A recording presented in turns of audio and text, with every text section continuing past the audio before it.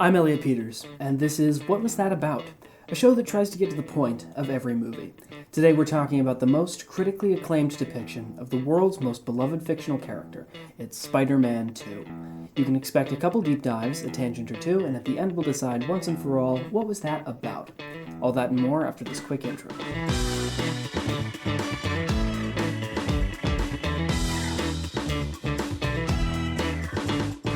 Hello everyone. The latest Spider-Man film, Brand New Day, has hit theaters this past weekend, directed by Destin Daniel Cretton and starring Tom Holland as Peter Parker. Audiences are loving it. I saw it on Thursday for the previews, and it was fantastic. I had a great time. Spider-Man has always been a massive draw at the box office, perhaps the single largest individual superhero draw. But this film in particular is shaping up to be something special. I believe at time of recording right now, it has the second largest opening weekend of all time, which it puts it right behind Avengers Endgame, coincidentally a movie that also happens to have Tom Holland as Peter Parker in it. So Spider-Man's huge, absolutely huge. And given his immense popularity, I felt it prudent to revisit the film that many consider to be the greatest Spider-Man movie to date. This is the one that whenever a new Spider-Man movie comes out, people are comparing it to. Is it going to top Spider-Man 2? I personally was an enjoyer of the John Watts Spider-Man movies, which were set within the Marvel Cinematic Universe. That version of Spidey was 16 when I was 16, and the Tom Holland iteration of the character is, in many ways, the most faithful interpretation of that character to date. But as time has gone on, there has been an increased amount of nostalgia for the Raimi era of Spider-Man flicks from the 2000s.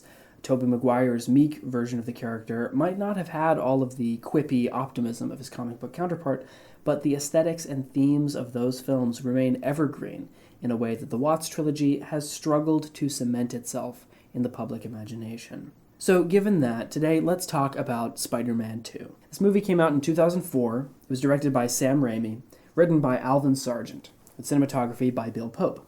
It stars Tobey Maguire, Kirsten Dunst, James Franco, Alfred Molina, and Rosemary Harris. It was edited by Bob Murawski, with music by Danny Elfman. But what was it about?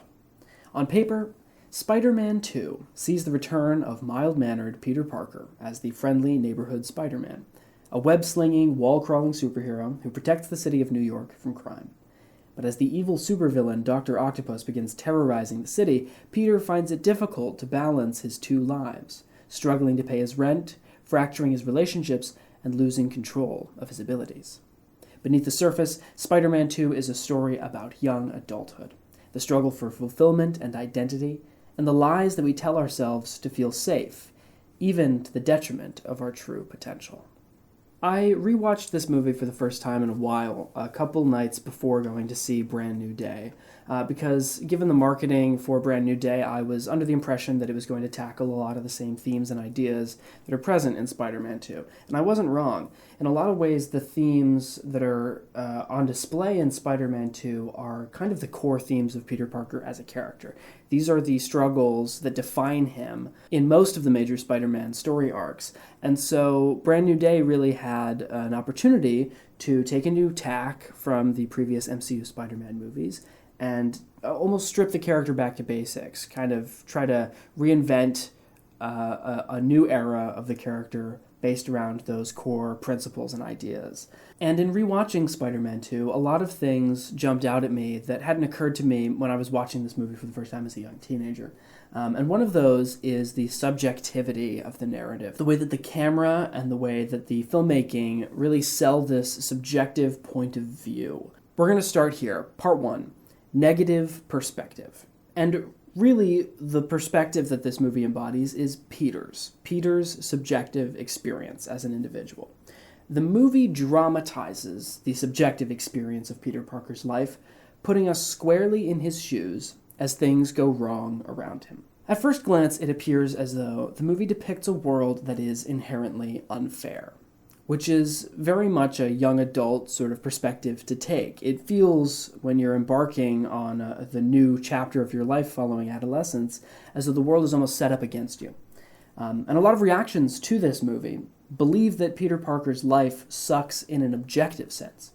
Things go wrong to a comically depressing degree, often at the worst possible moment, and adding insult to injury in nearly every situation. However, it is exactly that over-the-top quality to the misfortune that leads me to believe that this is a subjective, not objective perspective. And I think that the film ultimately rewards this interpretation once Peter recommits himself to the Spider-Man persona in the last act, and his luck begins to turn around. So it's not necessarily that the movie is depicting a world that is unfair. The movie is depicting a character who thinks that his life is unfair. And so we are in his head. We are experiencing his life as he experiences it. And that means that everything feels very unfair. And one of the ways that the movie does this is through the oppressive presence of Mary Jane Watson, the love interest. Throughout the movie, Mary Jane's presence is felt in an oppressive sense, overlooking Peter Parker's life from a removed, perfect, unattainable representation of her on advertisements and billboards, displaying her apparent success as a foil to Peter's failure, and symbolizing her status as an unrequited romance from afar in Peter's life. The very first image of the film is of Mary Jane on a billboard looming over Peter's head as he works a menial job just to pay rent. And in another sense, this perspective places Mary Jane as this unattainable figure on a pedestal when really their relationship over the course of the movie evolves to the point that in the final act, Peter has to recognize Mary Jane as an individual herself and take her off that pedestal and allow her to make a choice for her own sake. That's really the arc that their relationship takes over the course of the movie. Again, that's a subjective perspective of Mary Jane. The camera and the movie are taking Peter's perspective and showing us how Peter sees MJ, not MJ as she really is. Another way that this is represented to us is through the comical trials of Peter Parker's life. The bulk, and I mean the vast majority of this film's comedy comes at Peter's expense. The tribulations he faces, even in the opening sequence, delivering pizza, are a comedy of errors. Things go wrong at precisely the right moment, over and over again. It's really well dialed in and calculated comedy that pays off really, really well. And the movie actually uses the audience's awareness of this fact to its advantage. When Peter promises Mary Jane that he will make it to her play, verbally he promises her, the audience knows that something is probably going to happen to prevent him from getting there. Then when it inevitably goes wrong, we are rewarded for our foresight, but reminded of the fact that these failures are having a direct effect on our protagonist. It's funny, yes, but oh my God, his life is terrible. Actually, horrifically terrible. It really builds to a point that we are willing to accept Peter's assertion that the deck is stacked completely and totally against him, and the film has to do this. Otherwise, we are not going to be on board for the rejection of the Spider-Man title.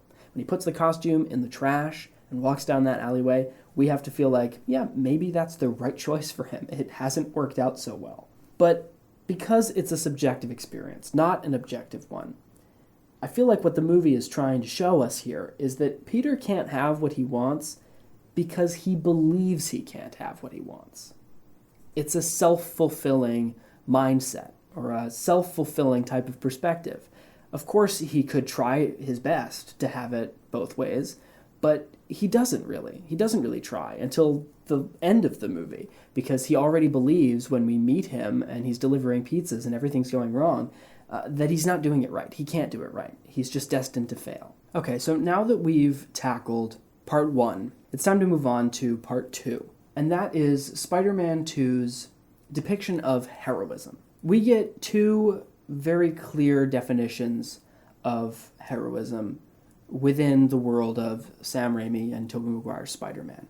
And those 2 depictions of heroism, or descriptions, I should say, come from the 2 mentor figures in Peter Parker's life, Uncle Ben and Aunt May.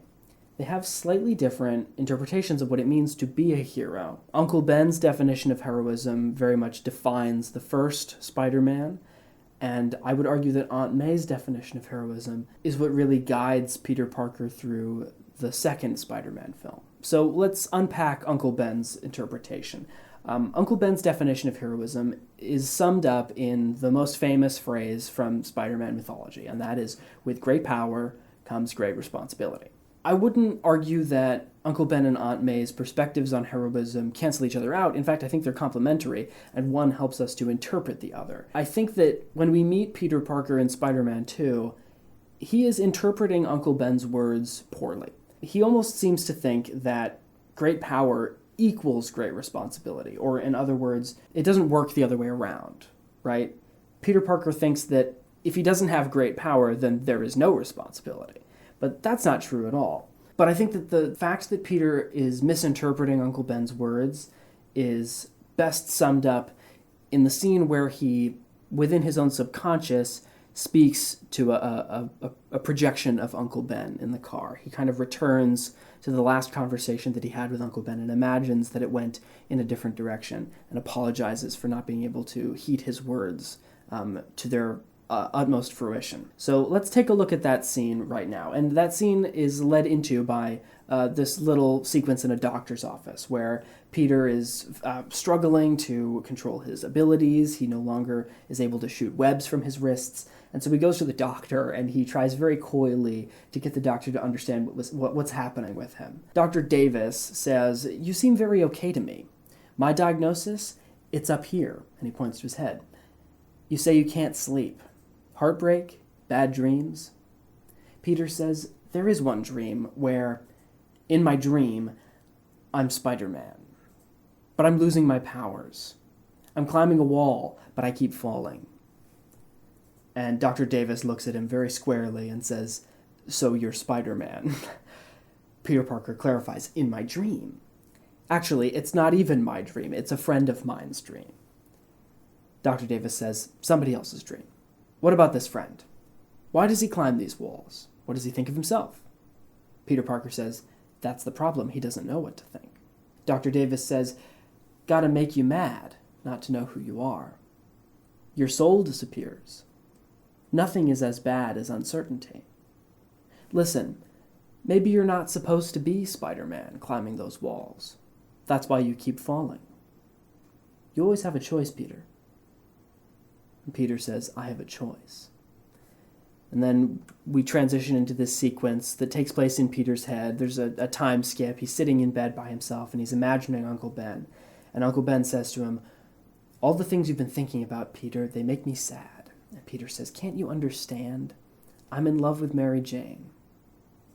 Uncle Ben says, "Peter, all the times we've talked of honesty, fairness, justice. Out of those times, I counted on you to have the courage to take those dreams out into the world."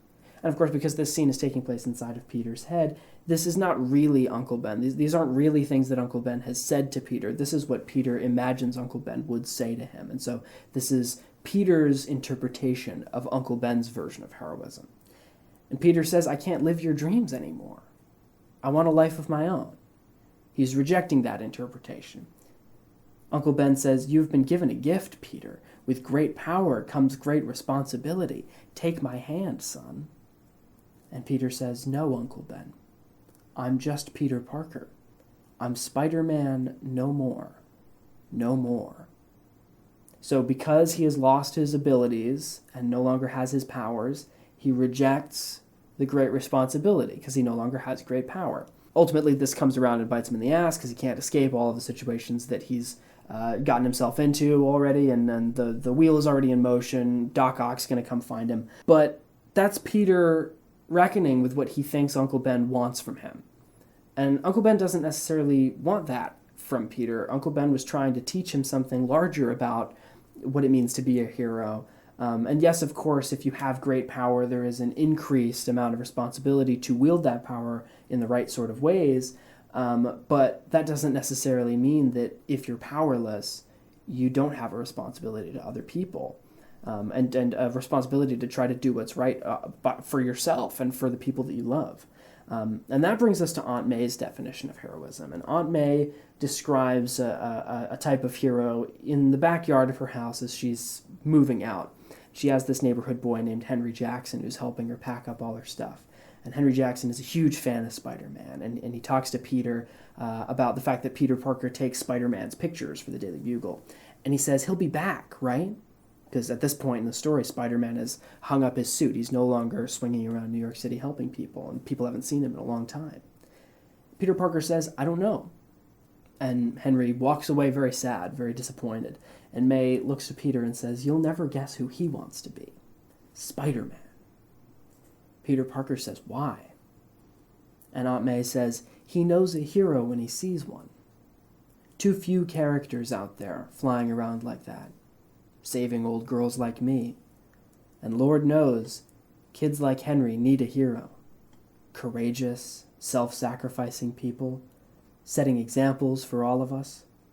Everybody loves a hero. People line up for them, cheer them, scream their names, and years later they'll tell how they stood in the rain for hours just to get a glimpse of the one who taught them to hold on a second longer. I believe there's a hero in all of us that keeps us honest, gives us strength, makes us noble, and finally allows us to die with pride. Even though sometimes we have to be steady and give up the thing we want the most, even our dreams. Spider-Man did that for Henry, and he wonders where he's gone. He needs him." And then she changes the subject and says, "Do you think you could lift that desk and put it into the garage for me? But don't strain yourself." And that's very funny because it's almost implied that maybe she knows that Peter Parker is Spider-Man, but she asks him to do this one very selfless thing as a favor for her and says, "Don't strain yourself" afterwards, almost asking him to put the suit back on and go help Henry and all the people that are missing Spider-Man. And so if Aunt May is to be believed, there is a hero inside of everybody. And this is very much in keeping with Stan Lee's intentions with creating the character of Spider-Man and putting that mask on him, and you can't see his face. It could be anybody under there, any person of any race, any gender, any age. And so the fact that, Aunt May says there's a hero in all of us that keeps us honest and gives us strength and is self-sacrificing. That's the version of a hero that Peter has to learn to be even without his powers. Peter runs into a burning building. He no longer has any superpowers, but he saves a kid. It's truer to himself than doing nothing. And so I think the fire scene and the scene on the train kind of embody the married interpretations of both definitions, because Peter Parker wouldn't be able to stop that runaway train without his superpowers, but Spider-Man didn't need to be there in order to save that kid in the burning building. Peter Parker did that by himself. And all of that seems very complicated, doesn't it? It's not as simple as Uncle Ben made it sound in the first Spider-Man movie. And that's part of what makes the best sequels really great, is that they kind of seek to complicate a lot of the things that were assumed to be true in the first outing with these characters. It's an opportunity to develop themes further, and I think that that's really what Spider-Man 2 does brilliantly well. And that brings me to part 3, which is complex truth. The truth is a nuanced and complicated thing in the world of Spider-Man. Yet the characters are willing to interpret this complicated truth as very black and white, and that allows the narrative to explore the ways in which they're correct, the ways in which they're wrong, and show the audience that the truth is not always what it seems. The movie repeatedly displays for us, the audience, the truths that the characters believe and the truths that they hold, and then later on recontextualizes their beliefs to turn the entire story on its head. One such character that has one thing they believe and has to be proven incorrect is Mary Jane. Peter failing to get to Mary Jane's play is a capital offense in her eyes. She says to him at a gala after one of his failed romantic advances, "By the way, John has seen my show 5 times. Harry has seen it twice. Aunt May has seen it. My sick mother got out of bed to see it. Even my father. He came backstage to borrow cash. But my best friend, who cares so much about me, can't make an 8 o'clock curtain.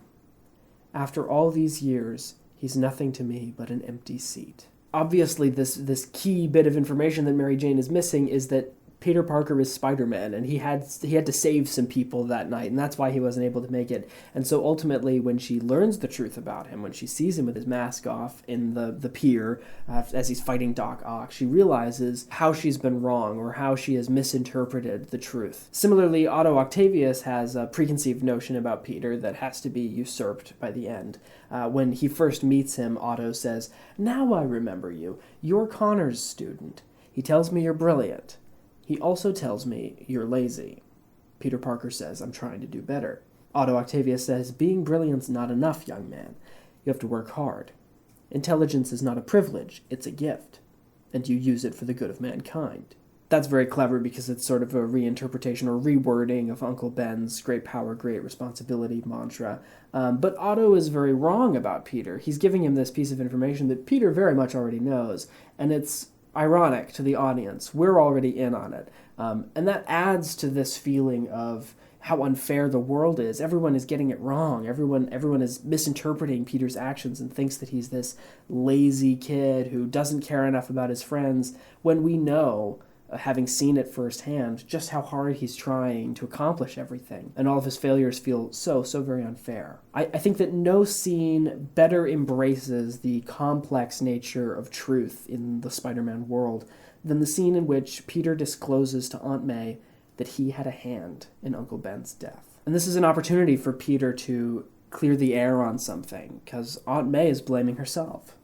She says, it wasn't fair to have gone like that. He was a peaceful man, and it was all my doing. Peter Parker says, Aunt May, you don't have to punish yourself. Aunt May says, oh, I know I shouldn't. It's just that you wanted to take the subway, and he wanted to drive you. If only I had stopped him, we'd all three of us be having tea together. There's a time pass, and Peter Parker says, I'm responsible. Aunt May says, for what? Peter says, for what happened to Uncle Ben. Aunt May says, but you were at the library. You were doing your homework. Peter says, he drove me to the library, but I never went in. May asks, what do you mean? And Peter explains, I went someplace else. Someplace where I thought I could win some money. To buy a car. Because I wanted to impress Mary Jane. It happened so fast. I won the money and the guy wouldn't pay me. Then he got robbed. The thief was running towards me. I could have stopped him. But I wanted revenge. I let him go. I let him get away. He wanted a car. He tried to take Uncle Ben's. Uncle Ben said no. And then he shot him. Uncle Ben was killed that night for being the only one who did the right thing. And I held his hand when he died. I've tried to tell you so many times. Aunt May, very understandably, has an extremely negative reaction to this information. She retracts her hand from Peter's grip on the table, and she stands up and she leaves the room and doesn't say a word to him. Later on, we get a bit more of a processed reaction from her, where she says that she understands and she appreciates him telling the truth to her, but it's a hard pill to swallow. It's a very difficult truth that Peter has to tell her, and in getting that off of his chest, he's reckoning with the fact that the truth is more complicated than he's willing to admit, and she's learning that the truth is more complicated than she was willing to imagine. And in a very similar way, Harry's relationship with Peter becomes very fraught as well. When he learns that Peter is Spider-Man, Peter says, there are bigger things happening here than me and you. The truth is more complicated than Harry was prepared for. His best friend is responsible for the death of his father. He's willing the entire movie to demonize Spider-Man and imagine him as this terrible, awful presence in the city that has done him an irreversible and personal wrong. And in learning that it's Peter, it's immediately way more difficult than it was at first glance.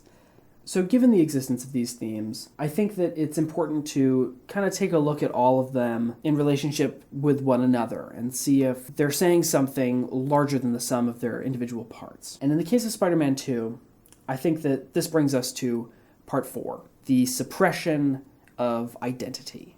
Because when you look at these individual themes, they're all reflecting back on one very specific thing, and that is Peter's relationship with himself, or his idea of who he is. The doctor asks, what does your friend think of himself? And Peter's like, I don't know. I don't know who I am anymore. And the central question that opens and closes these Sam Raimi Spider-Man movies is in voiceover. It's Peter Parker saying, "Who am I? Are you sure you want to know?" So I think that question is really at the core of this story. And if we look at the way that these individual themes stack up next to each other, we'll see this larger theme start to take shape. So through his subjective, negative worldview that we talked about in part 1, Peter believes that his identity is being oppressed by the world, when in reality he is suppressing it himself. It's all in his head, as the Doctor points out to him. The world is not necessarily stacked inherently against him. He's stacking it against himself because he doesn't have that high of an opinion of himself. Similarly, the idea of a hero is working against him. Because of his very specific interpretation of Ben's words, Peter has come to believe that heroism might not apply to him in the way that he once thought. As his negative self-talk is influencing his abilities, he's losing his great power, and therefore thinks that he should shed his great responsibility. Finally, Peter is viewing the truth in very binary terms. But in reality, the truth is a very complicated thing. By unwittingly buying into the lie that he's telling himself, "I'm not good enough to be Spider-Man," his identity suffers, and he creates a loop of self-doubt which cripples his powers. In conversations about superheroes, fans, especially online, love to talk about the secret identity and the super persona as two different characters. Which one is the mask, Batman or Bruce Wayne?